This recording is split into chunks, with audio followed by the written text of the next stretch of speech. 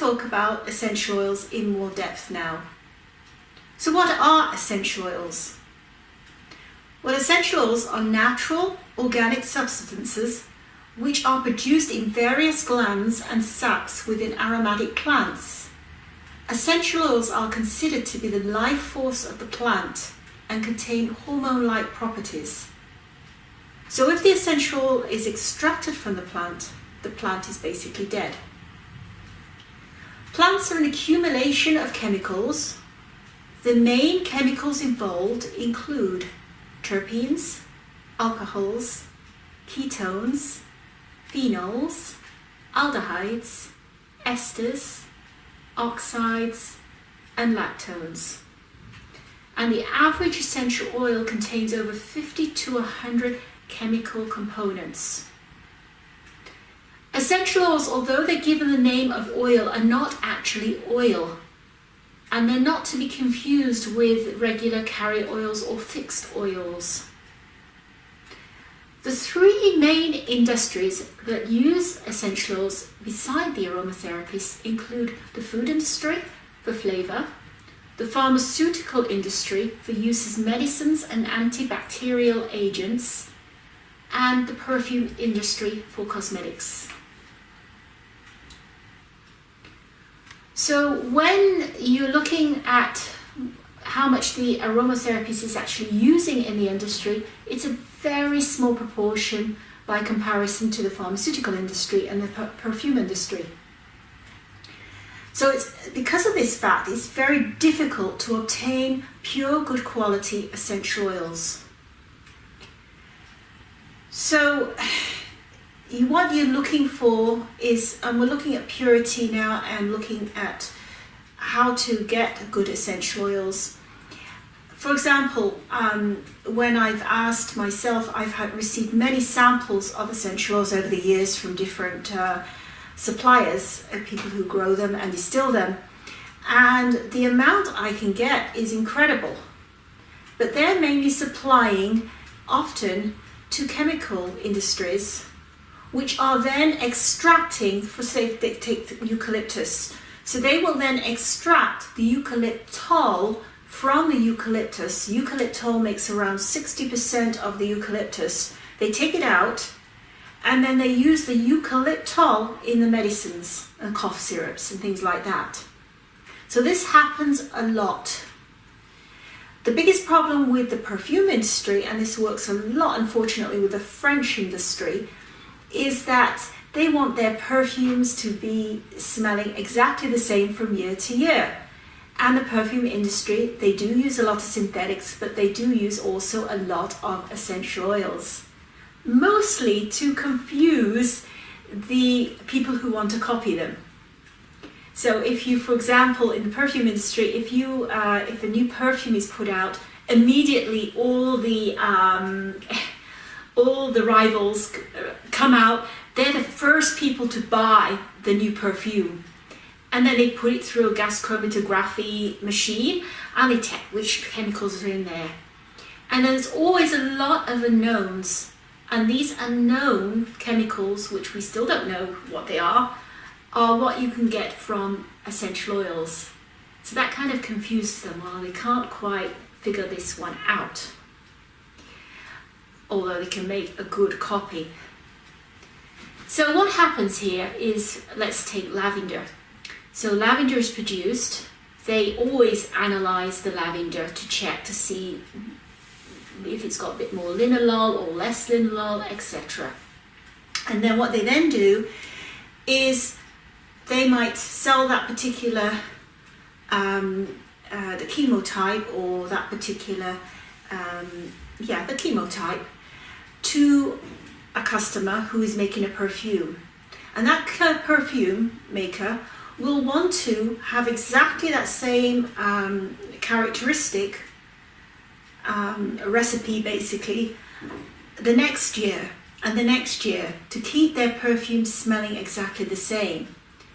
So what they do, there's a middleman, what the chemist, what he will do is take out a little bit of this and put in a little bit of that in order to make the essential oil conform with the year before and the year before that. As we know, in nature that does not happen. You have different seasons. The soil might be good one year, bad the next year. There might be too much sun, too little sun. This all makes an impact on the scent of the lavender or the essential oil. So if you're buying essential oils from a supplier who is supplying the perfume industries, the chances are that essential oil will be contaminated some way or the other. Either something will have been taken out or something will be added. In my mind, that is not a therapeutic essential oil. So unfortunately, unless you're actually there at the distillation and you buy it immediately there, you cannot never be absolutely 100%. So I prefer, for example, to go to the small suppliers or the small distillations that take pride in their distillation, and it does cost a bit more, but you can smell the difference. After a while you get to know what is good and what is not so good. So even though something has been fooled around with, they will still have the chemicals which will still have the effect. So you still will have some properties of value from that messed around essential oil, but it won't be as good as the one that has not been mucked around with. So just to be aware of those factors when you're looking into purchasing essential oils. So let me move on from here, and I assume you've got your notes with you. And there's obviously each year as well, there's different yields. Some year are good years and some years are bad years. It's a big problem in Canada, because Canada is not naturally a good country. In Ontario, for example, there are lots of lavender farms, but it really is touch and go. If it's a very good summer, then you will have a good essential oil. But if it's a bad one, then the essential oil does not smell as good. There is a little area in just south of Toronto in Niagara region where they grow a lot of wines, and there it's pretty protected around, and they usually have pretty good summers, and they're able to grow good grapes, and they're able to grow good lavender. So each country is problematic in that instance. So, and England as well is taken to growing a lot of lavender and having lavender farms. But England, again, the climate is not as good as in southern France or in Tuscany, for example, where you've got much more sun in order to get a better quality essential oil. So the aromatherapists that buy essential oils are relatively small in comparison to the rest of the industries. So you can take, for example, the food industry. So they buy up spearmint essential oil, peppermint essential oil. So in your candies, that's what you get: spearmint essential oil and peppermint. And I'm just going to move on again from here. Okay, so moving on from there, obviously oils are obtained from different parts of the plant. So you've got leaves, you've got from berries, you've got bark, sandal woods, roots, flowers, zest, and rhizomes.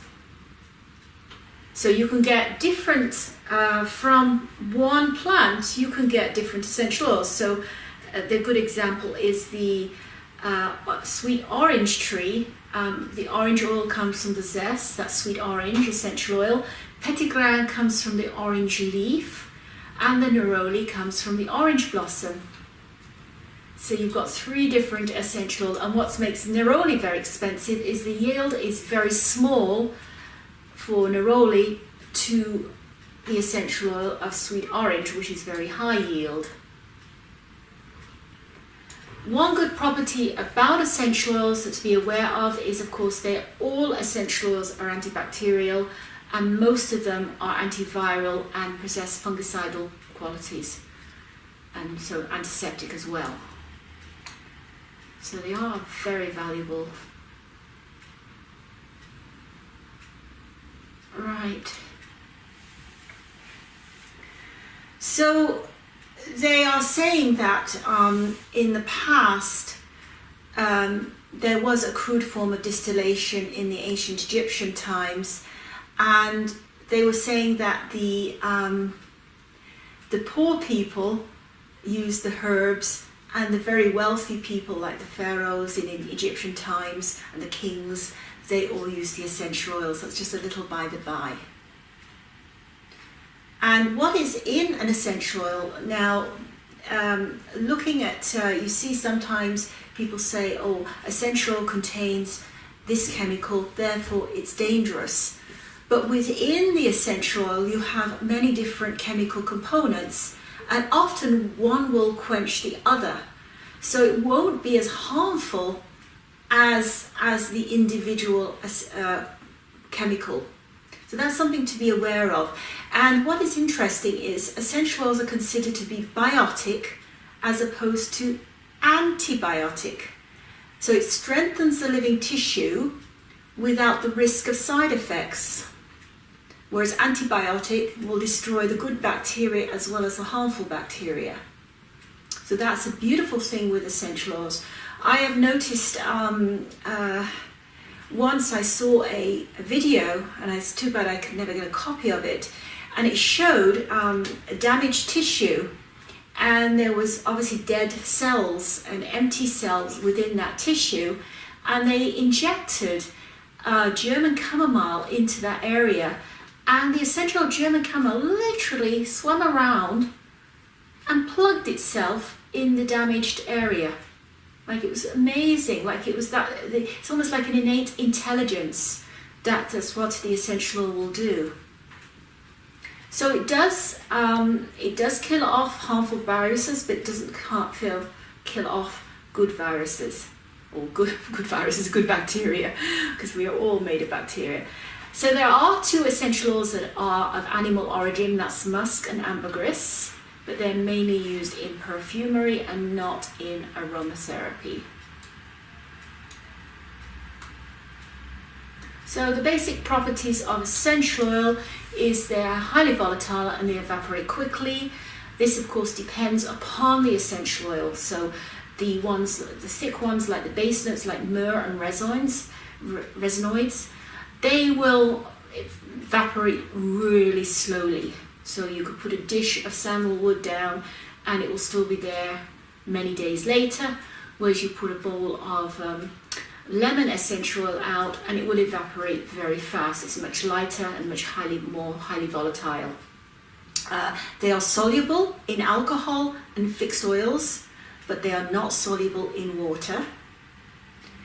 They have a consistency though more like water, and they're light and they're non-greasy. Although of course the things like the myrrh are very sticky. They're highly concentrated extracts that contain hormones, vitamins and antiseptics that work on many levels. And they are 75 to 100 times more potent than the dried herbs. Most essentials are liquid, but some are semi-solid, such as rose. If you leave it at room temperature, it will go semi-solid until heated to about 30 degrees. They absorb through the skin, that has been proven, and the time of absorption is between 20 and 70 minutes. And so we usually store them in dark, amber or blue, airtight glass bottles and away from heat, moisture and direct light. Some people suggest that you store them in your fridge. I'm of the point where I don't think it should be stored in the fridge because the fridges are moist. I prefer to keep my essentials in a dry cupboard, dark cupboard basically. Some essentials are clear, but they're all varying colours, like German chamomile is blue, benzoin is reddish, bergamot is green. So you've got all sorts of different colours. They are basically non-invasive to the human body. They basically, once they're absorbed, whether we put them onto the skin or we take them internally, and we will talk about internal use, They will do what is needed to be done, and then they leave. And it seems to be that they leave through where they leave through the body is where their main use is. So for the average person, the essential oils will remain in the body for up to 7 hours and excreted through perspiration, urine, through the stools, and through exhalation. Essential oils are also adapt. So they can adapt itself to its need or condition. So some essential oils will do a dual work. For example, hyssop balances both high and low blood pressure. Geranium balances oily and dry skin. So they have this quality that adapts to whatever is needed. So an essential oil that might be good on you for a condition might be worked differently on someone else depending upon their own chemistry. Because remember, we are chemistry too, we are chemicals. So the essential oil, that's why some essential oils they will all smell differently on us. Each perfume, the same thing. You apply a perfume to someone and it smells absolutely gorgeous when it mixes with their chemistry. Then you apply it to yourself and oh, horrible. So they do have this ability to change according to the person's own chemistry. Now, we also have differences of what they call top, middle and base notes. They're not completely written in stone. Basically, a top note is, so you divide the essentials into 3 areas. It just helps in blending factors mainly. But basically, top notes are the most stimulating and uplifting. They're light, fragrant oils that are often used for more acute problems, and they evaporate the fastest. So like all your citrus essential oils would be considered top notes. Eucalyptus, leaves, anything from leaves generally on trees are considered top notes. Now you can see they're also in the upper part of the plant. And then I'm going to go to the opposite way, base notes. They're the most relaxing and grounding, heavy, strong smelling oils that are often used for chronic problems, and they evaporate the slowest. Now, so that would be your sandalwood, your frankincense, your myrrh, your benzoin. They're all base notes and they all relax. Vetiver, any roots, ginger, all relax, bring you down. And ironically, they're from roots, from rhizomes, from woods, and so on, and resins. Now, the only thing is we also happen to put in some of the expensive essentials, for example, like rose and jasmine, even though they're from flowers. We tend to put them into the base note category because they're very strong smelling. So they would, if you use them like a middle note, they would overpower the blend. So you can use them I've always put them as a base note category. So that's more your rose, your jasmine, your immortelle, things like carnation, hyacinth, and so on. And then your middle notes. They're your balancing ones. They're the ones that are mainly from herbs, and they're the doers. They're the ones that work on your kidneys, on your digestion, on your liver. So they're the work on the center of your body. And ironically, herbs are the plants that mainly grow close to the ground, not from the trees. So you've got your juniper berry, your rosemary, your lavender, your geranium. They're all herbs. Basil. Now basil's considered a top note, but it technically is really a middle note. Okay, going into purity, we did touch on this.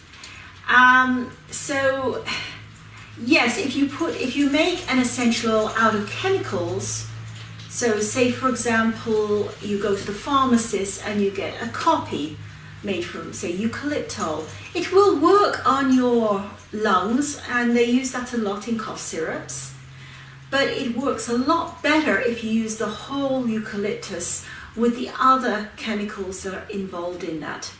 It might not work as quickly, but it will work more therapeutic and more holistic in nature. So they help more healing. Okay, so another thing, that doesn't help sometimes is sometimes some essential oils are very hard to harvest and very hard to distill. For example, Melissa is a stunningly beautiful essential oil, but incredibly expensive.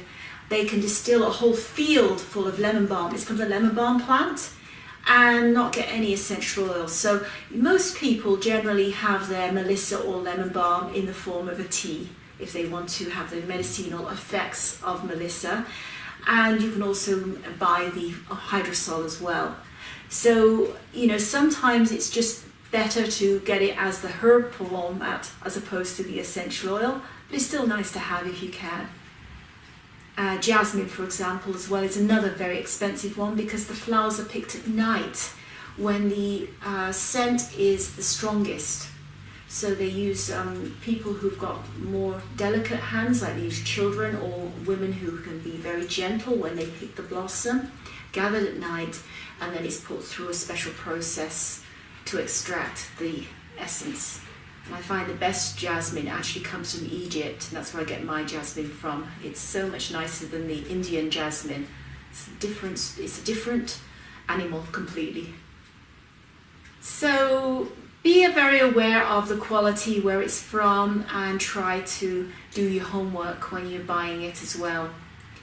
So something, you can call something pure and natural even if it is being designed by a pharmacist, just to warn you. So the FDA states, this is the American regulator, states that a natural is anything which occurs in nature or that can be produced in a lab, and hence allows companies to put pure and natural on products which do not even contain organic material. So, being aware of this, make sure you look at its Latin or botanical name. The essential oil company should be able to tell you where the oil was produced, the country of origin. The bottle must be amber or blue in color to protect the essential oils from ultraviolet radiation, or rays. And try to purchase therapeutic grade essential oils as much as is possible. There is a lot of adulterations that go on, and we'll talk about that now. So we've got adulterations, cutting and stretching. So they can often add alcohol to stretch the oils quantity. The chemical constituent from other essentials is added. So terpenes that can be taken from lemon or orange or to another essential oil. So this is where they start playing around with it. A cheaper oil can be added to it, or numerous essential oils are put together to create a more expensive essential oil. This is often done with Melissa. So in very early days, in the early 80s, one firm used to buy Melissa essential oil. They didn't realize afterwards that it was actually cut with lemongrass. So they wrote in their book, and I still have that book, saying that Melissa is irritating to the skin. Well, Melissa is not irritating the skin. Lemongrass is irritating to the skin, but if you get 100% pure Melissa, it won't be irritating to the skin. So this is where there's a lot of misinformation out from the early aromatherapy books. And you're talking about books in the 80s, you're not talking about that long ago. So don't even believe the books either. Make your own judgment, looking at the chemical constituents within that essential oil. So a completely synthetic product can be produced in a laboratory and put on the market as natural. And a cheaper oil can be substituted. For example, a lot of lavender is actually lavandin, which is not the pure essential oil of lavender. So so look at the chemical names, and also you can smell the difference. If you know you've got a good essential oil of lavender, for example, and then you go to a health food store, smell their lavender, take your own bottle with you, and see if you can smell the difference. Smell your own that you know that is good, and then smell theirs, and you will smell the difference if it's no good or not.